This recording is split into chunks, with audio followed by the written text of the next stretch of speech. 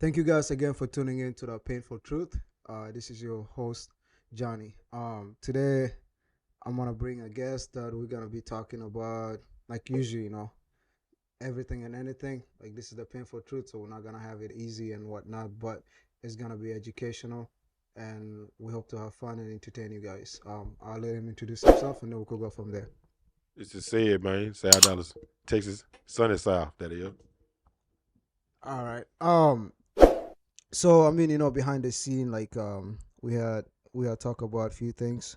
So I would like to just know your background. Like let the audience know, like how you came from the south and moved to North Dakota. Like it's I'm sure it's a crazy adjustment or Transition. not and whatnot. So how would Yeah, you go about that? I'm originally from Dallas, Texas. Okay. I'm 47 years old. I've been staying in North Dakota for 5 years. Matter of fact, this July, the 4th, will be 6 years. Me and my family, I came up here with my wife and three kids. It was a major transition for the cold and dealing with the I, wa- cold. I was gonna say, My first experience with that first winter, yeah. it was it was different. You want to put them like about? Yeah, you get. Yeah, it was different. Yeah. Just being able to manage and get acclimated, get situated, get used to so much snow. Like in where we're from, it snow. It don't even last a day. Yeah. You know, in the last few years that I've been up here, they done had some freezing snowstorms, but nothing like up here. This is like when we first got up here, we were saying white man's land. Everything is fucking white. It is. It is. No, you good. Yeah, everything is white, Yeah. including all the people here. I think I was here like 8 days before I seen another black person. I was really stressed. I was trying to find some weed. And I was like, where the hood at? And Yeah. it's like, ain't no hood. I was like, what you mean? Why ain't no hood up here? They was like, ain't no hood. I was like, well, where the black people at? They're like, it ain't none. I was like, what? I said, where the apartments at? It's like, these are the apartments. Like, where the black people? They say, they just sprinkle here and there. And they don't have a spot yet. So I guess That's crazy. that was my first little old hump I had to overcome trying to find some weed. Yeah. That was that was a problem. So now you're getting used to the winter or not? Oh yeah, man. I end up working, because I do this construction, so I end up having to work out in it. So I make money, so I end up just getting all about finding the right amount of clothing. First, people telling me layers. Yeah. So then I came up bundled up like the goddamn snowman, and I sweated. And Yeah. then next time I'm freezing, and I can't get back warm, so I had to find out the right amount of layers for my body to be able to work, stay warm, and not sweat out and Like get catch cold. pneumonia or something. Me and my wife, when we first got here, we was walking. Yeah. We was catching the bus, and we was walking, and it started to. It didn't snow, but it sleet, and like a small piece of the snow, ice, whatever, would hit me in my eye, man. And I was like, oh my goodness. And my wife was like, what's wrong with you? What's wrong with you? I said, man, I just got hit. She was like, just a piece of snow. I was like, nah, you don't know. The wind was blowing. Yeah. So we walking like Into it. into the wind. We fighting the wind, and it just like I don't know how it got over my glasses, but it's just like pow, hit me right in the fucking eye. It was like somebody stole off on me, hit me in my damn eye with a little piece of ice. Yeah, no, this weather I don't think you could ever get adjusted to it. I worked in it the last 5 years. I'm working with a man called Martin Nelson. We do roofs. We do snow down removal out the roofs and stuff when Yeah. in wintertime. So I breasted it, man. You know what I'm saying? It ain't like for now. I was still wearing a little jacket. You know what I'm saying? Unless I'm finna be out and about, or unless it's like below zeros. Yeah. Like normally in Texas, the coldest we would have try to get like maybe in the 50. You know what I'm saying? Up Yeah. here, you Nah, yeah, negative. that's what I'm saying. So at 50, I could probably be wearing a t-shirt at Yeah. 50 up here now. So I don't always adjust it. I got like a bib, not a bib, but just coveralls. That's what Yeah. I wear in the wintertime. I ain't wear no more jackets and stuff. I just put my coveralls on. I can put it on, come out, and go right back in, take it off. Yeah. It's easy to deal. Try to put on 2 or 3 jackets, 2 or 3 pair of pants. Yeah. It comes. No, I think for me I just throw a hoodie and then like maybe a Yeah, coat once and you get you, that's what I'm saying. I have a t-shirt and a hoodie. That's about yeah, it. that's it. And I can get out there. Yeah, it's like all mindset. So once you like accept it, like it is what it is. I try to get like I don't talk like some of my family or some people. They be like, man, I ain't coming up there, man. It's too cold I up don't there. blame them. It is cold, man. I ain't gonna. I'm Yeah, saying like, but here's the thing though, you don't have to deal with the crimes. bro, in Dallas, just walking in the damn store, Yeah. convenience store, getting gas. Yeah. It's down there life and death situation. You know what I'm saying? You never know what's gonna happen because you got people hanging out asking for change and shit. You never know what's gonna happen. Yeah. Up here, you can go to the store peacefully. You don't hear no gunshots. You know what I'm saying? People don't get fucked off up here, Yeah. but you don't. You know, it's not blatant. Yeah. Somebody gets snuffed up here, but it ain't blatant like Yeah. every day somebody shot. You hear the ambulance, they're going to get some Jerry action, motherfucker. So a bunch of old people up here. That's true. You know what I'm saying? So yeah, No, that shit had me messed I up. do value being able to go back and forth to my car, Yeah.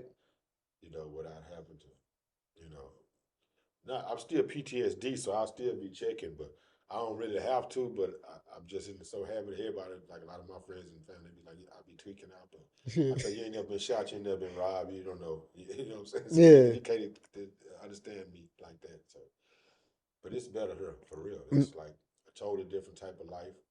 Uh, it was so friendly. It took me a minute to get adjusted to it. I was like, damn, what's wrong with it? I ain't heard no gunshots. There's something wrong. I need to hear some gunshots or something. I need to hear some cars screeching, some tires burning rubber. But it's peaceful. Yeah, no, what happened? I went to Omaha last weekend, right?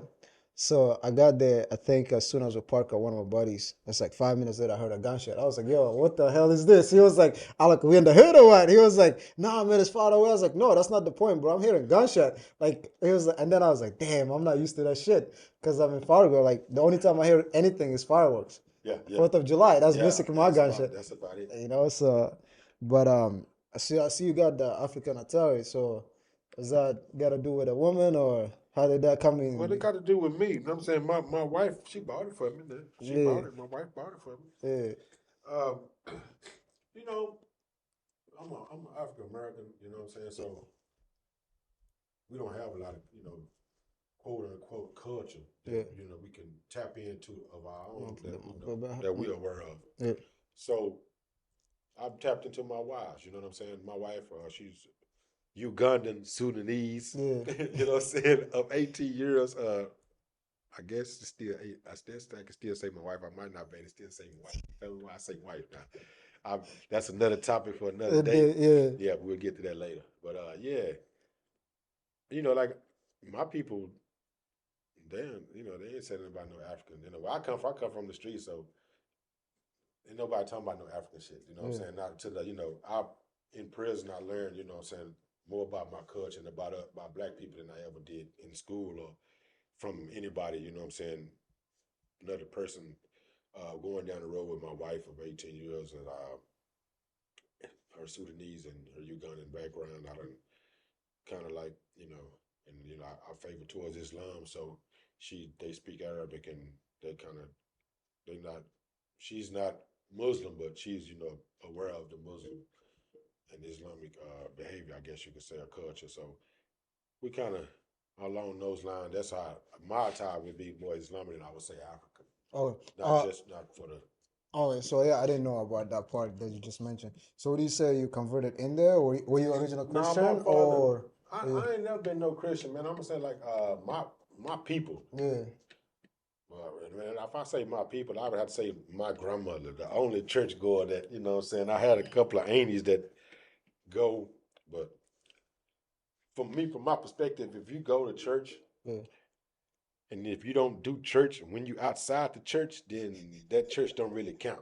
This is my perspective. You know what I'm saying? yeah, yeah. So I if get you what. put on your church clothes and pick up your Bible every Sunday or whenever you go, and then when you leave there to go back in the house, put your church clothes in there and then put that Bible in there, Yeah, and then your live and your walk and your talk is not in consistence with that, then that's all null and void. It's just for show to me. yeah, So all the people that I seen, they weren't living Christian like. That's what I'm saying. Like Christian means to be Christ like. I yeah, don't see many people who claim to be Christian or Christ like. yeah, Now, for me, Islam, my father, the closest thing that I ever had to a father would be a man named Daniel Curl. yeah, Call him his, I guess they say his righteous name is Ali. yep, Ali Abdul Ghani, you know what I'm saying?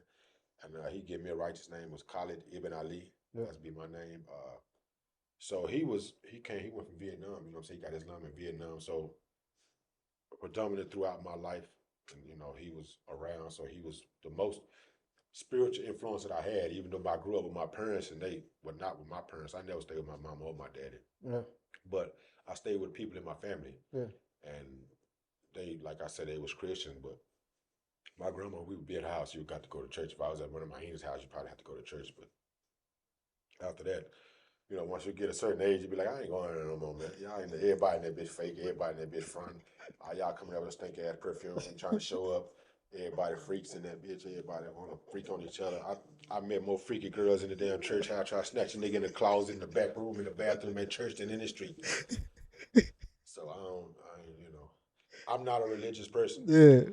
I live my life following and practicing a lot of Islamic ways. Yeah. But Islam just means, peace. So, what I'm saying, that'd be my thing for that. But as far as my personal belief and my perspective after studying Christianity, Islam, some Judaism, the Buddhism, Yeah.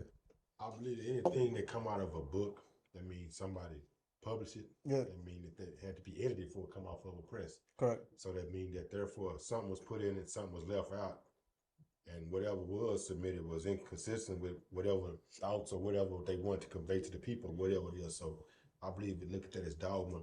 I believe that we all are good with a automatic link with God inside of us. What's right and what's wrong. Correct. By how I feel. Yep. If you do something you feel ashamed about it, you don't want nobody to know. Correct. Then you know this ain't right. So like little kids, they go to get something before they do. Yeah. Bad because they know that it's wrong. You don't have to tell them kids don't do that. They know that they looking because they know it ain't right. Yep. So I don't believe that you need somebody to tell you that. I don't need no preacher, no pastor to tell you that what's right and what's wrong. Whatever you don't want done to you, don't do it to nobody else. Simple as that. Yeah. You want to get fucked over, don't fuck nobody else over either. So that's true. That's oh yeah. my perspective. That's how I see that. Yeah, like I said, I didn't see that. So since just like a little bit back to how you say your wife of 18 years, you guys been 18 years. So how was it integrating to that African culture, like from dating, like say back what you were dating, and then now you had to come in there to dating like in. I'm saying like for me, this is it. I can only speak from my perspective. Correct. What I'm saying? So, yeah. As far as dating go, I come from the hood. Ain't no dating. They just fucking. You know what I'm saying? So, my wife is the first woman that I ever been faithful to, that I ever gave a fuck about enough to where I would consider her feelings and emotions. So, everything else was just something to be done, to be had for some fun, or the spoils of a man. You know what I'm saying? So, me and my wife,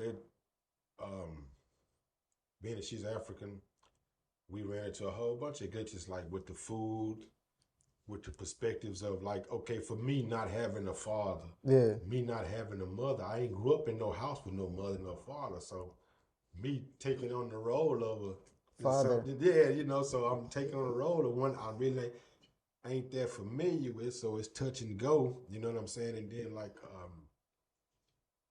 my wife's perspective of a man and a woman was different, compared to mine, you know what I'm saying? So we had a whole bunch of glitches over the years. We've clashed on, like education, you know what I'm saying? Things like culture, shit like voodoo, witchcraft shit, you know what I'm saying?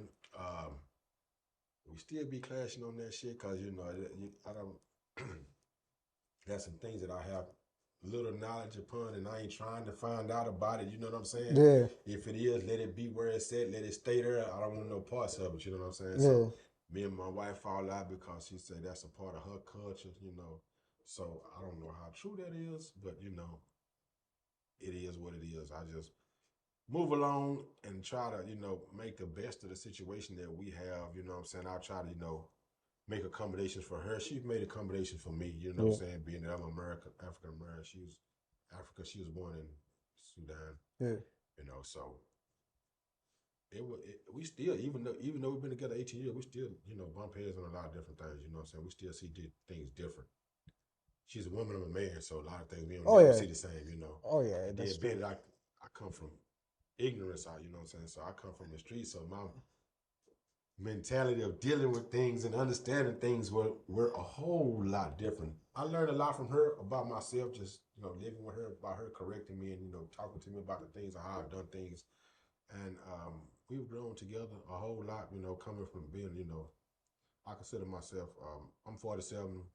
I think I got out of prison. I was like 30, 31. So I've been out here like 17, 18 years now. So being from my prior prison self, as I said, people say change. I ain't say I changed because I'm still capable of, you know what I'm saying, doing whatever I done before. I just make a choice to choose not to do it. Correct. So, you know what I'm saying, just for my kids, you know what I'm saying, me and my wife, we worked it out and, you know, we've traveled this bumpy path all this way, you know what I'm saying? So we still learning, still a life, you know what I'm saying? It's a day-to-day learning thing. I'm still learning shit every day. So I ain't saying that I got everything figured out or nothing like that in the coming marriage. Yeah, Still trying to make it work. yeah, no, I don't Still think. trying to survive, man. Yeah, I think that's life. What's it called? You learn, you evolve, you compromise, and it's friendship, It's relationship, and all inevitable. that. It's like this. It's never ending game. See, that's Because so strange about like me and my wife. I never was like I wasn't trying to get no that shit. You yeah, know what I'm saying? So we just this is how I know that it had to be like a part of God's plan because there's nothing that I planned. yeah, You know what I'm saying? It just happened to be. You know what I'm saying? Situation, circumstance forced us to be put together in the same environment. It was at the time it was culpable for both of us, and so we ended up being together. yeah. So